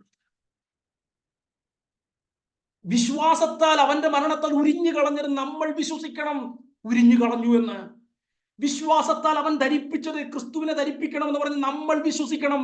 നമ്മൾ വീണ്ടും ജനിച്ചു, നമുക്ക് മറ്റൊരു ജനനം നടന്നു. ഇനി നമ്മൾ വീണ്ടും ജനന അവസ്ഥയിൽ ജീവിച്ചാൽ യേശു എങ്ങനെ ഈ ലോകത്തിൽ തുപ്പലേൽപ്പിക്കപ്പെട്ടോ, മണ്ടനെന്ന് പറഞ്ഞോ, മോശമായി കണ്ടോ, ആമേൻ ഭൂതമുണ്ടെന്ന് പറഞ്ഞോ, അങ്ങനെയൊക്കെ നമ്മളെ കുറിച്ച് പറയും. ഇനി അത് പറയുന്നില്ലെങ്കിൽ നമ്മൾ അല്പസമയത്തേക്ക് നമ്മളായിട്ടങ്ങ് ജീവിക്കുകയാണെന്ന്. ഉയരത്തിലുള്ളത് മാത്രം നോക്കി ജീവിച്ച യേശുവാണ് നമ്മുടെ കർത്താവ്. ഈ കർത്താവിന് വേണം നമ്മളെ. അതാണ് ഈ വാക്കിന്റെ അർത്ഥം. സ്തോത്രം. ആമേൻ. നിങ്ങൾ ആ വാക്യങ്ങളിലേക്ക് ശ്രദ്ധിച്ചു നോക്കിയാട്ടെ. ആമേൻ. തന്നെ സൃഷ്ടിച്ചവന്റെ പ്രതിമപ്രകാരം പരിജ്ഞാനത്തിനായി പുതുക്കം പ്രാപിക്കുന്ന പുതിയ മനുഷ്യനെ ധരിച്ചിരിക്കുന്നുവല്ലോ. ഈ പരിജ്ഞാനം, ഈ നമ്മുടെ സ്തോത്രം രക്ഷകനെ, ഈ നമ്മുടെ സൃഷ്ടിതാവിനെ നമ്മൾ അറിയണം. യേശുവിന് പിതാവിനെ അറിയാമായിരുന്നു. അതെങ്ങനെ അറിയാം? പിതാവിന് എന്തൊക്കെ ഇഷ്ടമാണെന്ന് യേശുവിന് ഈ ലോകത്തിൽ വന്നപ്പോൾ ഒട്ടും സംശയം തോന്നിയില്ല. നമുക്ക് യേശുവിനെ അറിയാവോ? അപ്പൊ യേശുവിനെ ഇനി എങ്ങനെ അറിയും? ഒന്നും അറിയണ്ട. ബൈബിളിൽ യേശു വെളിപ്പെട്ടതുപോലെ. സ്തോത്രം. ഞാൻ ചിലപ്പോൾ ഇങ്ങനെ ചിന്തിക്കാറുണ്ട് കേട്ടോ. നമ്മൾ ചിലപ്പം 33.5 വർഷത്തെ യേശുവിനെ ബൈബിൾ കാണിക്കുന്നത്, അതിലും 30 വയസ്സ് വരെയുള്ളത് പലതും കാണിച്ചിട്ടില്ല, അല്ലെ? എന്നാൽ ഞാൻ പലപ്പോഴും ഇങ്ങനെ ചിന്തിക്കാറുണ്ട്, അത് മാത്രമല്ല, ഒരു 9 മാസം മറിയയുടെ വയറ്റിലായിരുന്നു യേശു കർത്താവ്. നിങ്ങളൊന്ന് ആലോചിച്ച് നോക്കേ. സാക്ഷാൽ പുത്രൻ. ചില ആളുകൾ പറയുന്നത് യേശു ആ സമയത്തൊക്കെ ദൈവം അല്ലായിരുന്നു. അങ്ങനൊന്നുമല്ല. യേശു അന്നേരവും പൂർണ്ണ ദൈവവും പൂർണ്ണ മനുഷ്യനുമാണ്. സ്തോത്രം. അങ്ങനെയാണെന്ന് ആലോചിച്ച് നോക്കേ. ഫിലിപ്പിയ ലേഖനം 2-ാം അധ്യായത്തിൽ പറയുന്നത് പോലെ ശൂന്യനാക്കി എന്നൊക്കെ പറയുമ്പോൾ നമുക്ക് വേണമെങ്കിൽ ഇവിടെ ദാസനായി എന്നൊക്കെ പറയുന്നുണ്ടെങ്കിലും അതിനേക്കാൾ എത്രയുമാണ് ദൈവമായിരുന്നവൻ ഒരു അമ്മയുടെ ഒരു വയറ്റിനകത്ത് ഒതുങ്ങി എന്ന് പറയുന്നത്. നമുക്കൊരു 10 മിനിറ്റ് നമ്മൾ ആർക്കും കാണാതിരിക്കാൻ, ആദരിക്കുന്നത് നമുക്ക് ഉൾക്കൊള്ളാൻ കഴിയുന്നില്ല. എന്നാൽ ഒരു കുഞ്ഞായി, ആരാലും കാണപ്പെടാത്തവനായി മറഞ്ഞിരിക്കുകയാണ് അമ്മയുടെ വയറ്റിൽ, പൂർണ്ണ ദൈവത്വത്തിലായിരിക്കുമ്പോൾ തന്നെ. ഞാൻ അങ്ങനെ തന്നെയാണ് ബൈബിളിലെ അടിസ്ഥാനത്തിൽ വിശ്വസിക്കുന്നത്. യേശു കർത്താവ് പൂർണ്ണ ദൈവത്വത്തിലായിരിക്കുമ്പോൾ തന്നെ ആമേൻ ലോകത്തിന്റെ എല്ലാ മഹത്വത്തെയും മാറ്റിവെച്ചിട്ട് പുത്രൻ അവിടെ ഇല്ല. പുത്രൻ മറിയയുടെ വയറിനകത്ത്. തൃത്വത്തിൽ 2-ാമൻ ഒതുങ്ങുകയാ. നമുക്ക് ക്രിസ്തുവിന്റെ ഭാവം ഉണ്ടോ? ഒതുങ്ങാൻ ഒരു ബുദ്ധിമുട്ടും കാണത്തില്ല. നമ്മളൊരു സൈഡിലാക്കിയാൽ ഒരു ബുദ്ധിമുട്ടില്ല. സ്തോത്രം. ക്രിസ്തുവിനെ നമ്മൾ അറിയുന്നതെങ്കിൽ നമ്മൾ ഒരിക്കലും ഉയരാൻ ശ്രമിക്കില്ല. സ്തോത്രം. ആമേൻ. ഈ സൃഷ്ടിച്ചവന്റെ പ്രതിമ പ്രകാരം നമ്മൾ പലപ്പോഴും അതുകൂടെ പറയണമല്ലോ. സ്തോത്രം. നമ്മളുടെ കുഴപ്പം എന്താണെന്ന് അറിയാമോ? സ്തോത്രം. നമ്മളെപ്പോഴും പറയുന്നത്, എന്റെ പപ്പയുണ്ടല്ലോ ഭയങ്കര കോപിഷ്ഠനായിരുന്നു, അപ്പൊ വീണ്ടും ജനിച്ചില്ലേ. നമ്മളെല്ലാവരും, ഞാൻ നമ്മളെന്നാണ് പറഞ്ഞത്. സ്തോത്രം. അതിന്റെ അർത്ഥം ഇവിടെ കണ്ടിന്യൂസ് ആയി നടക്കേണ്ട കാര്യം നമ്മൾ അന്നേരത്തേക്ക് മറന്നുപോയി. നമ്മൾ അന്നേരത്തേക്ക് നമ്മുടെ അപ്പന്റെ അമ്മയുടെ മകനായി. അല്ല മക്കളെ, വീണ്ടും ജനിച്ചു. ഇപ്പം നിങ്ങളുടെ ആമേൻ അപ്പൻ, പിതാവ് സ്വർഗീയ പിതാവാ. എന്റെ അപ്പൻ ഭയങ്കര അഹങ്കാരിയായിരുന്നു. എനിക്ക് കുറച്ച് അഹങ്കാരമൊക്കെ ഉണ്ട് പക്ഷെ. അപ്പൊ നമ്മൾ വീണ്ടും ജനിച്ചില്ലേ. അപ്പം അതിന്റെ അർത്ഥം എന്താ നമ്മൾ പറയുന്നത്? അപ്പം ചില ആളുകൾ ഇങ്ങനെ നേരെ തിരിച്ചും പറയാറുണ്ട്. സാക്ഷിയൊക്കെ പറയുന്നത്, ഞങ്ങള് ക്രിസ്ത്യൻ അല്ലെങ്കിൽ ഇന്ന ഏതെങ്കിലും വിഭാഗം പറഞ്ഞിട്ട് ഞങ്ങൾ അതിലെ ഇന്ന വിഭാഗത്തിൽ നിന്ന് വന്നപ്പെട്ടത്. അപ്പൊ നിങ്ങൾ ആലോചിച്ച് നോക്ക്, നമ്മൾ വീണ്ടും ജനിച്ചതാണോ, ക്രിസ്തുവിൽ നിന്ന് ജനിച്ചതാണോ വലുതാണോ, നമ്മൾ അതിൽ നിന്ന് ജനിച്ചതാണോ? ഇതിന്റെ മഹത്വമൊക്കെ പറയുമ്പോൾ നമ്മൾ അറിഞ്ഞോ അറിയാതെ ഒന്നുകിൽ അവർ രക്ഷിക്കപ്പെട്ടവരല്ല, അല്ലെങ്കിൽ വീണ്ടും ജനിച്ചവരാണെന്ന് സഭ മറന്നു പോകുന്നു. ക്രിസ്തുവിൽ നിന്ന് നമ്മൾ ജനിച്ചതാണോ വലിയ കാര്യം, അതോ നമ്മൾ ഈ ലോകത്ത് ജയിക്കാൻ നല്ലൊരു കുടുംബം തന്നത് അതാണോ വലിയ കാര്യം? സ്തോത്രം.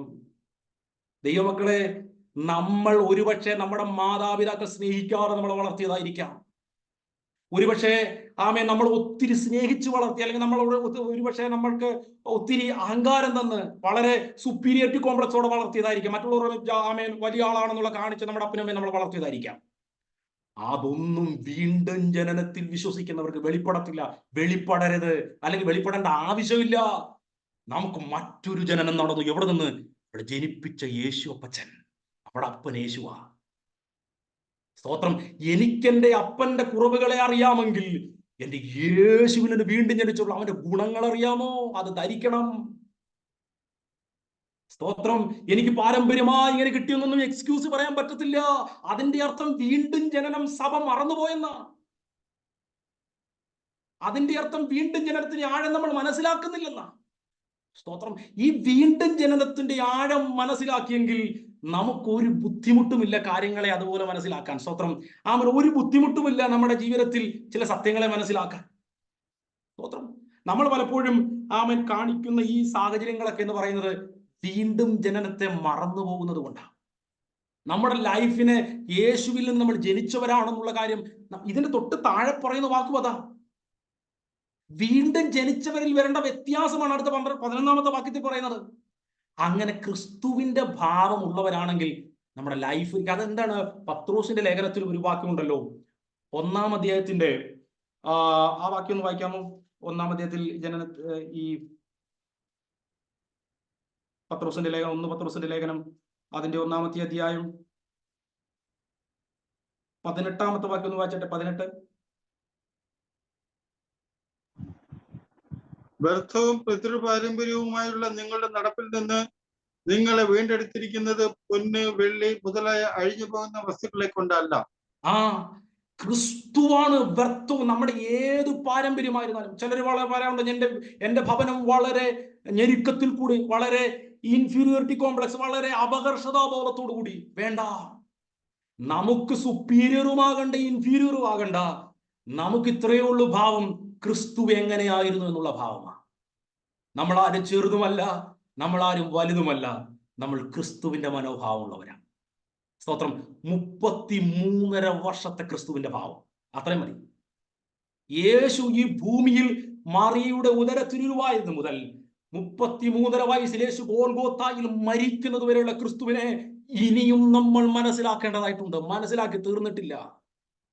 ക്രിസ്തുവിനെ കുറിച്ച് പഠിക്കാൻ തുടങ്ങിയാൽ നമ്മൾക്കാർക്കും പഠിച്ച് തീരാൻ കഴിയത്തില്ല. ബുദ്ധി കൊണ്ടല്ല, ആത്മാവിനാൽ എഴുതിയ ദൈവവചനത്തെ ആത്മാവിനാൽ മനസ്സിലാക്കാൻ തുടങ്ങിയാൽ, ക്രിസ്തുവിനെ കുറിച്ചുള്ള ബോധ്യങ്ങളിലേക്ക് വന്നാലുണ്ടല്ലോ, നമ്മുടെ ലൈഫ് കർത്താവിനുള്ളതാണെന്ന് മനസ്സിലായാൽ നമുക്ക് നമ്മളെ താഴ്ത്തുന്നതിന് കുഴപ്പമില്ല, നമ്മളാരും ഉയരത്തുന്നുമില്ല.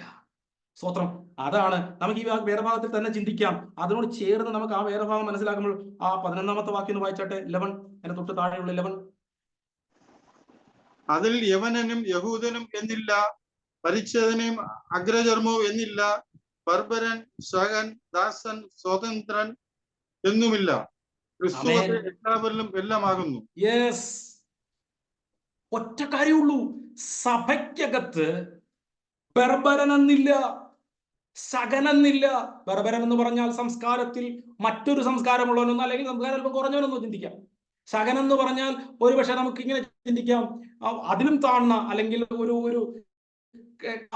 ഒരു സാധാരണ ഒത്തിരി അകത്ത ജീവിതം, കാട്ടുജീവിതം നയിക്കുന്നവരെന്നൊക്കെ ഉള്ള രീതിയിൽ അതിനെ വ്യാഖ്യാനിക്കുന്നവരായി മനസ്സിലാക്കാൻ കഴിയുന്നുണ്ട്. അതെങ്ങനെ ചിന്തിക്കട്ടെ, നമ്മുടെ സംസ്കാരത്തിന് പുറത്തുള്ള. ഞാനിവിടെ ഇതൊക്കെ പറയുമ്പോൾ വേദന തോന്നരുത്. സ്വതന്ത്രം. ഞാനിതിന്റെ 2-ാം അധ്യായം പറഞ്ഞപ്പോൾ ഞാൻ നിങ്ങളോട് പറഞ്ഞതാണ്. എന്നിട്ട് ക്രിസ്തീയ ഗോളത്തിൽ നമുക്ക് മനസ്സിലാക്കാൻ കഴിയുന്നത്, വീണ്ടും ജനനത്തിന്റെ വില അറിയാതെ, സംസ്കാരത്തിന്റെ വ്യത്യാസങ്ങൾ കൊണ്ടും, കളറിന്റെ വ്യത്യാസങ്ങൾ കൊണ്ടും, വീടിന്റെ വ്യത്യാസങ്ങൾ കൊണ്ടും, നന്മയുടെ വ്യത്യാസങ്ങൾ കൊണ്ടും സഭയ്ക്കകത്തു തന്നെ വ്യത്യസ്തരായി ചിന്തിക്കുന്നവരാണെങ്കിൽ നിങ്ങൾ ക്രിസ്തുവിന്റെ കുടുംബത്തിന്റെ അംഗങ്ങളായി ജനിച്ചുവെന്ന് നിങ്ങൾക്ക് ഓർമ്മയുണ്ടോന്ന് ഈ വചനത്തിന്റെ അടിസ്ഥാനത്തിൽ ഞാൻ നിങ്ങളോട് പറയാനായിട്ട് ആഗ്രഹിക്കുന്നത്. പൗലോസ് പറഞ്ഞു വെക്കുന്നത്, സഭയ്ക്ക് അങ്ങനെ വ്യത്യാസം വന്നതുകൊണ്ടല്ലേ അത് പൗലോസ് എഴുതിയത്.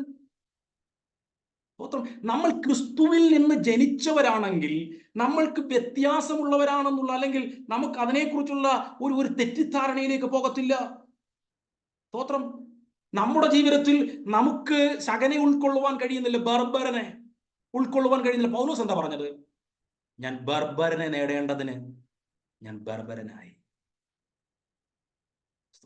ഞാൻ എല്ലാമായെന്നാ പറഞ്ഞത്. അതെന്താ അങ്ങനെ വന്നത്? വീണ്ടും ജനനത്തിന്റെ ആഴമറിഞ്ഞു. അപ്പോഴാണ് അപ്പോസ്തലനായ പൗലോസ് പറഞ്ഞത്, ഞാൻ എബ്രായരിൽ നിന്ന് ജനിച്ച എബ്രായനായിരുന്നു. അതേതാ? ആദ്യത്തെ ജനനമേ. ഞാൻ പ്രമാണം സംബന്ധിച്ച് പരീക്ഷനായിരുന്നു. ഞാൻ അതെല്ലാം ഛേദമെന്നെണ്ണി. ഞാനിന്ന് ചപ്പന്നെണ്ണി, ഞാനിന്ന് ചവറന്നെണ്ണി. എന്താ? ഞാൻ ക്രിസ്തുവിൽ നിന്ന് നേടേണ്ടതിന് ഓടുക. എന്താ?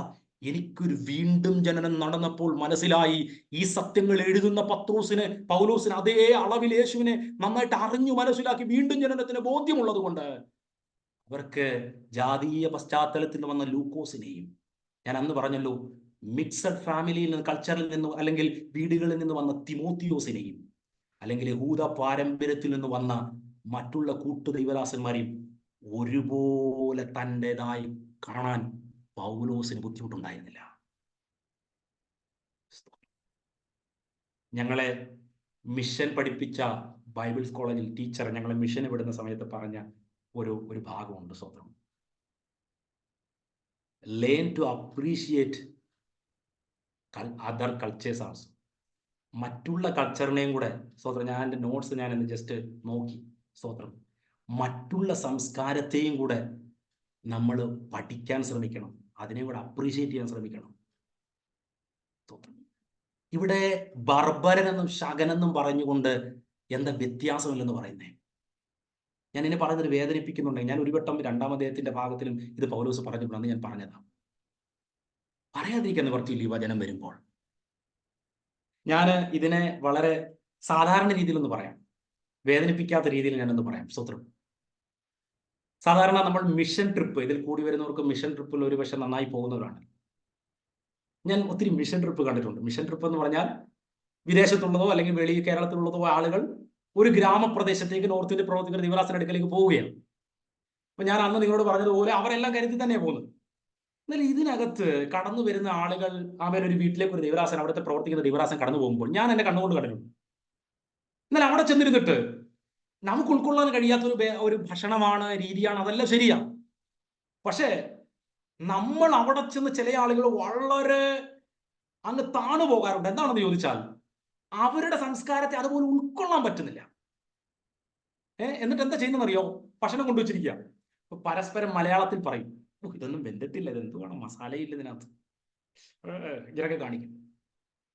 ഞാനിത് നേരിട്ട് കണ്ടു. നിങ്ങളൊക്കെ സ്വത്രം പോകുന്നവർ, എനിക്ക് നിങ്ങളെ ആരെയും വ്യക്തിപരമായിട്ട് എൻ്റെ അടുത്ത് വന്നിട്ടുമില്ല സ്വത്രം. അതുകൊണ്ട് എനിക്ക് തുറന്നു പറയുന്നുണ്ട് വിഷമവുമില്ല. നാളെ നിങ്ങൾ പോകുമ്പോൾ ഇത് ശ്രദ്ധിച്ചോണം. ആ വ്യക്തി അവിടെയും മുഖഭാവം കാണിക്കുന്നത്, പറയുന്ന മലയാളം അവർക്ക് മനസ്സിലായില്ലെന്നല്ലോ, പക്ഷെ നമ്മൾ കാണിച്ച മുഖഭാവം ഉണ്ടല്ലോ അവർക്ക് നന്നായിട്ട് മനസ്സിലാവും. ചില ആളുകൾ വന്നിട്ട് അവരെ അങ്ങ് കൊച്ചാക്കി, ഇതെന്താണിത്, അങ്ങനെ പോകാതിരുന്നാട്ടെ. നമ്മൾ മിഷൻ ട്രിപ്പല്ലേ പോകുന്നത്. നമ്മൾ പിന്നെ ഒരു എന്താണ് പറയുക, ടൂറിസ്റ്റ് പ്ലേസിലേക്ക് കറങ്ങാൻ പോകുന്നതല്ലല്ലോ. ഇന്ന് പലപ്പോഴും അങ്ങനെയാണ് പോകുന്നത്. പക്ഷെ സീരിയസ് ആയി പോകുന്നവർ അങ്ങനെ അല്ലല്ലോ. നമ്മൾ അവരെ ശകരായും ബർബരനായും അവരെ ഉൾക്കൊള്ളാൻ കഴിയുന്നില്ലെങ്കിൽ പിന്നെന്തിനാണ് അങ്ങോട്ട് പോകുന്നത്? തീർച്ചയായും നമുക്കവിടുത്തെ ഭക്ഷണം ഉൾക്കൊള്ളുന്നില്ല, അവിടുത്തെ കൾച്ചർ ഉൾക്കൊള്ളുന്നില്ല. അങ്ങനെയാണ് കൾച്ചർ ഉൾക്കൊള്ളാൻ കഴിയുന്ന സ്ഥലത്ത് പോകട്ടെ. അല്ലെങ്കിൽ അവിടെ ചെല്ലുമ്പോൾ അറ്റ്ലീസ്റ്റ് അഭിനയിക്കുകയെങ്കിലും ചെയ്താട്ടെ. വിശുദ്ധിയല്ലത്, വിശുദ്ധിയല്ല, അറ്റ്ലീസ്റ്റ് അഭിനയിക്കുകയെങ്കിലും ചെയ്താട്ടെ. ആ പ്രവർത്തനത്തിന് നമ്മുടെ മുഖഭാവം എന്തിനാ ഒരു ഇടർച്ചയാകുന്നത്? ആ ഇടർച്ച മാറ്റാൻ പിന്നെ ദൈവദാസന്മാർ എത്ര ദിവസം ശ്രമിക്കണമെന്ന് അറിയാമോ? നമ്മൾ പറയാണ് നമ്മുടെ സംസ്കാരമാണ് ഏറ്റവും വലുത്. ഇവർ കണ്ടില്ലേ, ഇവർ വീട്ടിലോട്ട് കയറുന്ന വഴിയിൽ പശുവിനെ കെട്ടിയിരിക്കുന്നു. അതാണ് ഇവിടുത്തെ സംസ്കാരം. അതേ അംഗീകരിച്ചാട്ടെ, അതെന്താ കുഴപ്പം? അത് പാപമല്ലല്ലോ. അവർ പറയുന്നത് രോഗം വരാതിരിക്കാൻ അല്ലെങ്കിൽ അങ്ങനെയുള്ള കാരണം അതാണ് വലുത് അവർക്ക്. അപ്പൊ അതിനെന്താണ് കുഴപ്പം? നമ്മൾ പറയുന്നത് നമ്മുടെ സംസ്കാരം മാത്രമാണ് വലുത്. നമുക്ക് കർത്താവിന്റെ യഥാർത്ഥ ഭാവമില്ല. സ്വർഗം വെടിഞ്ഞ് ഈ താണഭൂമിയിലേക്ക് യേശു കർത്താവ് ഇറങ്ങി വന്നപ്പോൾ ഈ ലോകത്തിലുള്ള മുക്കുവന്മാരോടും ഈ ലോകത്തിലുള്ള ടാക്സ് കളക്ടേഴ്സിനോടും പാപികളോടും പാപത്തിന്റെ അഗാധ കൂപത്തിൽ നിന്ന് വലിച്ചു കയറ്റാൻ വന്നവനായതുകൊണ്ട് യേശു കർത്താവിനും അവരോടൊപ്പം ചെലവഴിക്കുന്നത് ഒരു ബുദ്ധിമുട്ടും ഉണ്ടായില്ല. അങ്ങനെയാണോ കേരളവും നോർത്ത് ഇന്ത്യയും?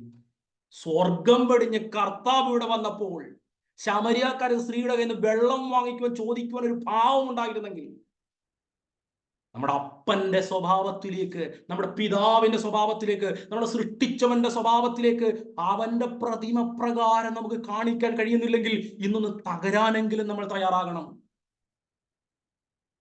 നമ്മൾ പറയണം, അവർ ശകരാണ്, അവർ ബർബരരാണ്, അവർ ജാതികളാണ്. സ്തോത്രം. അപ്പോൾ നമ്മൾ ക്രിസ്തുവിൽ നിന്നും വീണ്ടും ജനിച്ച സ്വഭാവത്തിലേക്ക്, ആ ജനനത്തിന്റെ മഹത്വത്തെ നമ്മൾ മനസ്സിലാക്കുന്നില്ലെന്നുള്ളതാണ് സത്യം. ആമേൻ. ഈ ദിവസങ്ങളിൽ ഞാൻ ഈ പറയുന്ന വേദഭാഗങ്ങൾ നിങ്ങളെ വേദനിപ്പിക്കുന്നുണ്ടോ എന്ന് എനിക്കറിയത്തില്ല. വേദനിപ്പിക്കുന്നാലും കുഴപ്പമില്ല. നമ്മൾക്ക് അവിടെ എന്താണ് അവിടെ പറയുന്നത്? ക്രിസ്തു അത്ര എല്ലാവരിലും എല്ലാമാകുന്നു. ക്രിസ്തുവാണെല്ലാം. ക്രിസ്തുവിൽ നിന്നും ജനിച്ച സഹോദരങ്ങളാണ് നമ്മൾ. നമുക്ക് സത്യത്തിൽ ജഡത്താൽ ലഭിച്ച സഹോദരങ്ങളെക്കാൾ, ഞാൻ ഈ കൊലോസ്യ ലേഖനത്തിൽ പലവട്ടം പറഞ്ഞിട്ടുള്ളത്, അപ്പോസ്തലനായ പൗലോസ് പലവട്ടം പറഞ്ഞതുകൊണ്ട് ഞാൻ ഒന്നുകൂടെ പറയുകയാണ്. ക്രിസ്തുവിൽ നിന്നും നമ്മൾ സഹോദരങ്ങളാണെന്നുള്ള ബോധ്യം നമുക്ക് വരുന്നില്ല. ഒരിക്കലും നഷ്ടമാകാത്ത ഒരു ബന്ധമാണ് മറ്റൊരു സംസ്കാരത്തിൽ വളർന്ന ഒരു വ്യക്തി യേശുവിനെ സ്വന്തം രക്ഷിതാവായി സ്വീകരിക്കുമ്പോൾ നമുക്ക് സത്യത്തിൽ വരേണ്ടതെന്താ? ഞാൻ അന്നത് പറഞ്ഞതാ, പിന്നെ ഈ വാക്യം വരുന്നോണ്ട് പറയുക. അയ്യോ, ഇവരുള്ള സ്വർഗത്തിൽ ഞാനൊരു കാര്യം പറയാം. നമ്മൾ ഒരുപക്ഷെ മാറ്റി നിർത്തുന്ന, നമ്മൾ ഒരുപക്ഷെ ഒന്നും സംസ്കാരമില്ല എന്ന് പറഞ്ഞ് മാറ്റി നിർത്തുന്ന ഒത്തിരി ഭക്തരായ, അവർക്ക് അറിഞ്ഞെടുത്തോളം വിശ്വസ്തയോടെ ദൈവത്തിന്റെ വേല ചെയ്ത ദൈവത്തിന്റെ ദാസന്മാർ ആയിരിക്കാം. ആരും ഒരുപക്ഷെ അറിഞ്ഞു കാണത്തില്ല. സ്വർഗത്തിൽ കിരീടങ്ങൾ പ്രാപിക്കുന്ന, അല്ലെങ്കിൽ മഹത്വം പ്രാപിക്കുന്നതിൽ ഒരുപക്ഷെ നമ്മളെക്കാട്ടി മുമ്പിൽ നിൽക്കാൻ പോകുന്നത്. അവരുള്ള സ്വർഗത്തിലേക്ക് നമ്മൾ പോകുന്നത്. ഒരുപക്ഷെ അവിടെ നമ്മുടെ ഭർത്താവ് വരുത്തില്ലായിരിക്കാം, ചിലപ്പോൾ അവിടെ ഭാര്യ വരുത്തില്ലായിരിക്കാം, ഒരുപക്ഷെ വേദന തോന്നരുത്, ചിലപ്പോൾ നമ്മുടെ മക്കൾ പോലും വരാൻ ചിലപ്പോൾ സാധ്യതയില്ലായിരിക്കാം. വരണമെന്ന് അത് നമ്മളെ വേദനപ്പെടുത്തുന്ന വരും തീർച്ചയായിട്ടും. പക്ഷെ അങ്ങനെ വന്നാലും ആത്മീയമായി ഓൾറെഡി ജനിച്ച ദൈവമക്കളെ കാണുമ്പോൾ നമ്മൾ ചിന്തിക്കണം, ഇവർ എൻ്റെ അപ്പന്റെ മക്കളാ. വീണ്ടും ജനനത്താൽ നമ്മൾ ഇവരെ ഒന്നിലും വ്യത്യസ്തരല്ലാതാക്കി മാറ്റി. സ്തോത്രം. അവിടെ എന്താ പറഞ്ഞത്? അതിൽ യവനനും യഹൂദനും എന്നില്ല, പരിച്ഛേദനും അഗ്രചർമ്മവും എന്നില്ല, ബർബരൻ, ശകൻ, ദാസൻ, സ്വതന്ത്രൻ എന്നുമില്ല, ക്രിസ്തുവത്രേ എല്ലാവരിലും എല്ലാമാകുന്നു. സ്തോത്രം. ഞാൻ ഈ വേദഭാഗങ്ങളെ പറഞ്ഞവസാനിപ്പിക്കുമ്പോൾ, എൻ്റെ ദൈവത്തിന്റെ മക്കളെ, നമ്മുടെ ജീവിതത്തിൽ വീണ്ടും ജനനം യഥാർത്ഥമായിട്ട് നടന്നിട്ടുണ്ടെങ്കിൽ ക്രിസ്തുവിന്റെ ചിത്രമാകാനാണ് ദൈവം നമ്മളെ ആക്കി വെച്ചത്. അങ്ങനെ ക്രിസ്തുവിന്റെ ചിത്രമാക്കിയാണ് ദൈവം നമ്മളെ ആക്കി വെച്ചതെങ്കിൽ നമുക്ക് നമ്മുടെ കൂട്ടുപായിലിരിക്കുന്ന വ്യക്തിയെ നമുക്ക് ഉൾക്കൊള്ളാതിരിക്കാൻ പറ്റത്തില്ല. അവനൊരു പക്ഷെ ശകനായിരിക്കാം, ഒരു പക്ഷെ ബർബരനായിരിക്കാം, ഒരുപക്ഷെ ജാതീയനായിരിക്കാം, ഒരുപക്ഷെ യഹൂദനായിരിക്കാം, ഏത് പശ്ചാത്തലമുള്ളവനായിരുന്നാലും കർത്താവിനാൽ വിളിക്കപ്പെട്ട, അതാണ് താഴെ പറയുന്നത്, കർത്താവിനാൽ തെരഞ്ഞെടുക്കപ്പെട്ടവരാണ് അവർ. കർത്താവിന്റെ രക്തത്താൽ ഒരു രക്തത്തിന്റെ, ഒരു പാനപാത്രത്തിന്റെ, ഒരു അപ്പത്തിന്റെ അംശികളാണവർ. അവരും നമ്മളും ഒരുമിച്ചാണ് കർത്താവ് താൻ ഗംഭീരനാദത്തോടെയും പ്രധാന ദൂതന്റെ ശബ്ദത്തോടെയും സ്വർഗത്തിൽ നിന്ന് ഇറങ്ങി വരുന്ന സമയത്ത് പോകാനിരിക്കുന്നത്. അവരും നമ്മൾ ഒരുമിച്ച. അന്നേരം നമ്മളിത് പറയുമോ? സത്യത്തിൽ ഇങ്ങനെ നിങ്ങൾ കാണുന്നവരാണെങ്കിൽ ഒന്നുകിൽ നിങ്ങൾ വീണ്ടും ജനിച്ചിട്ടില്ല, അല്ലെങ്കിൽ വീണ്ടും ജനനം എന്താണെന്ന് മനസ്സിലായിട്ടേ ഇല്ല. ഇത് കേൾക്കുമ്പോൾ ബുദ്ധിമുട്ട് തോന്നും. വീണ്ടും ജനനം എന്ന് പറയുന്നത് രണ്ടാമതൊന്ന് നമ്മൾ ജനിച്ചു, നമ്മുടെ വിലാസം മാറി, നമ്മൾ അഡ്രസ്സ് മാറുന്ന ഒരു ജനനം നമുക്ക് നടന്നു. നമ്മൾ ജനിച്ച വീട്ടിൽ നമുക്കൊരു ആധാർ കാർഡ് ഉണ്ടായിരിക്കാം, റേഷൻ കാർഡിൽ പേരുണ്ടായിരിക്കാം. പിന്നെ രണ്ടാമത്തെ ജനനത്താൽ സ്വർഗത്തിലെ പുസ്തകത്തിൽ നമ്മുടെ പേരെഴുതി. ആ ലിസ്റ്റിലുള്ളവരാ കുടുംബത്തിലെ അംഗങ്ങൾ. അതാണ് സഭ, അതാണ് വീണ്ടും ജനനത്തിന്റെ മഹത്വം. അങ്ങനെ വീണ്ടും ജനിച്ചവരെയാണ് കർത്താവ് പറഞ്ഞത്, നിങ്ങൾ വിശുദ്ധിയെ അല്ലെങ്കിൽ പുതിയ മനുഷ്യനെ ധരിപ്പിൻ. ഇത് ബോധ്യമാകാത്ത ആർക്കും കർത്താവിന്റെ വിശുദ്ധിയിലേക്ക് കടന്നു വരാൻ പറ്റത്തില്ല. നിങ്ങൾക്ക് വീണ്ടും ഒരു ജനനം നടന്നു. സ്തോത്രം. അടുത്ത ഭാഗത്തിലേക്ക് പോയി അവസാനിപ്പിക്കാൻ സമയമില്ലാത്തത് കൊണ്ട് ഞാൻ ഈ ഭാഗം പറഞ്ഞിവിടെ അവസാനിപ്പിക്കട്ടെ. ദൈവമക്കളെ, കർത്താവിന്റെ പ്രതിമ പ്രകാരം ദൈവം നമ്മളെ സൃഷ്ടിച്ചതാ. നമുക്ക് മാത്രമാണ് രണ്ടാമതൊരു സൃഷ്ടി നടന്നത്. മറ്റാരെയും ദൈവം അങ്ങനെ സൃഷ്ടിച്ചില്ല. കർത്താവിന്റെ കരുണ തോന്നി നമ്മളെപ്പോലുള്ള കുറച്ചു പേരെ പുതിയ ജീവൻ തന്ന്, അവന്റെ നിത്യജീവൻ തന്ന് നമ്മളെ, ആമേൻ, യേശു കർത്താവ് ആമേൻ സുവിശേഷത്തിൽ പറയുന്നത് പോലെ, ഞാന് ആമേൻ പിതാവിന്റെ കൈ തന്നുള്ളവർക്ക് ഞാൻ ജീവൻ കൊടുക്കുന്നു, ആമേൻ എൻ്റെ കയ്യിൽ നിന്ന് ആർക്കും പിടിച്ചെടുത്തോണ്ട് പോകാൻ പറ്റത്തില്ല. അങ്ങനെ ജീവൻ പ്രാപിച്ചവരുടെ ചുരുക്കം ലിസ്റ്റിലുള്ളവരാ ഞാനും നിങ്ങളും. അപ്പൊ നമ്മൾ ഐക്യതയില്ലെങ്കിലോ, നമുക്കിന്നും പുച്ഛം തോന്നുന്നെങ്കിലോ, നമുക്കിന്നും ഞാൻ അന്ന് നിങ്ങളോട് പറഞ്ഞതുപോലെ അവർക്ക് അതൊക്കെ പറയുന്നത് മോശമാണ്. സ്വന്തം നിങ്ങൾ ആരും അങ്ങനെ ചെയ്യുന്നവരായിരിക്കത്തില്ല. വേർതിരിവുകൾ, വ്യത്യാസങ്ങൾ, നമ്മളെന്തോ ഭക്തരാണ്, മറ്റുള്ളവരെന്തോ മോശമാണെന്നുള്ള ചിന്തകൾ നിങ്ങൾക്ക് ആർക്കും അങ്ങനെ കാണത്തില്ല. ഈ വചനം വരുമ്പോൾ പറയാതിരിക്കാൻ നിവൃത്തിയില്ല. നിങ്ങൾ വീണ്ടും ജനിച്ചവരാണോ? ഇന്ന് നിങ്ങൾ നിങ്ങളുടെ പിതാവിന്റെയും മാതാവിന്റെയും ശ്രേഷ്ഠത പറയുന്നവരാണോ? നിങ്ങളുടെ കുടുംബ ശ്രേഷ്ഠത കർത്താവിന്റെ ക്രൂശിലല്ലാതെ പ്രശംസിക്കരുത്. കാരണം ആ ക്രൂശിലാണ് നമുക്ക് വീണ്ടും ജനനം ഉണ്ടായത്. ഒരമ്മ, നമ്മളെല്ലാ പ്രസംഗം കേട്ടിട്ടുണ്ടല്ലോ, വളരെ വേദനയോടെ ജനനം തരുന്നത് പോലെ കർത്താവായ യേശു കർത്താവ് ക്രൂശിൽ വേദന സഹിച്ച് നമുക്ക് ജനനം തന്നതാ. ഇനി കർത്താവിനെ വേദനിപ്പിക്കില്ല. ഇനി കർത്താവിനെ വേദനിപ്പിക്കരുത്. അവൻ നമുക്ക് വേദന തന്ന് നമുക്ക് ജീവൻ തന്നതാ. നമുക്ക് മനസ്സിലായോ നമ്മുടെ ഒരു പുതുജീവൻ നടന്നെന്ന്? ഈ ദിവസങ്ങളിൽ ഈ വചനങ്ങളെ ഒന്നുകൂടി നിങ്ങൾ ഓൾറെഡി മനസ്സിലാക്കി ക്രിയ ചെയ്തെങ്കിൽ, കർത്താവിന്റെ സന്നിധിയിൽ ആത്മാവിനാലുള്ള ജനനത്തിന്റെ ഭാഗ്യാവസ്ഥയെ മനസ്സിലാക്കി ഈ ദിവസങ്ങളിൽ വ്യത്യാസങ്ങളെ മാറ്റിവെച്ചുകൊണ്ട് നമ്മുടെ മനസ്സിൽ അങ്ങനെയുള്ള വ്യത്യാസങ്ങളോ ഇതിന്റെ ആമേൻ സ്തോത്രം ഫലം എന്താണെന്ന് ആമേൻ അടുത്ത ആഴ്ചകളിൽ നമുക്ക് ഒരുമിച്ച് പ്രകാരമായിരിക്കുവാനുള്ള അവസരങ്ങൾ ഉണ്ട്. ആ സമയത്ത് നമുക്ക് ഒരുമിച്ച് ചിന്തിക്കാം. നാളെ മുതൽ കർത്താവിന്റെ ദാസൻ കാണും. സ്തോത്രം. ഒരുമിച്ച് ഈ വേദഭാഗങ്ങളെ ഒരിക്കൽ കൂടെ നമുക്ക് ധ്യാനിക്കാം. ഞാൻ ഒരിക്കൽ കൂടെ പറയട്ടെ, നമ്മൾ വീണ്ടും ജനിച്ചവരാണ്. ഇന്ന് രാത്രിയിൽ മീറ്റിംഗ് അവസാനിപ്പിച്ച് നമ്മൾ ഭവനത്തിലേക്ക് പോകുമ്പോൾ നിങ്ങളുടെ ഹൃദയത്തിനകത്ത് വരണം, എനിക്ക് മറ്റൊരു ജീവിതമുള്ളവനാണ്. ഞാൻ എൻ്റെ തീരുമാനങ്ങളെ നോക്കിയാട്ടെ. നിങ്ങളുടെ ജീവിതത്തിലെ ഓരോ കാര്യങ്ങളും ലോകമനുഷ്യൻ ചിന്തിക്കുന്നത് പോലെയല്ല. കർത്താവിനെ നിങ്ങളുടെ ശരീരം വേണം. കർത്താവിന്റെ പ്രതിമയാണ് നിങ്ങൾ, അല്ലെങ്കിൽ കർത്താവിന്റെ ചിത്രമാണ് നിങ്ങളെന്ന് മനസ്സിലാക്കി പിതാവ് പുത്രനെ കൂടി വെളിപ്പെട്ടതുപോലെ യേശു നമ്മളിൽ കൂടി വെളിപ്പെടുവാൻ ദൈവം നമ്മളെ സഹായിക്കട്ടെ എന്നുള്ള ആത്മാർത്ഥമായ പ്രാർത്ഥനയോടെ ദൈവത്തിനിരിക്കുന്നു.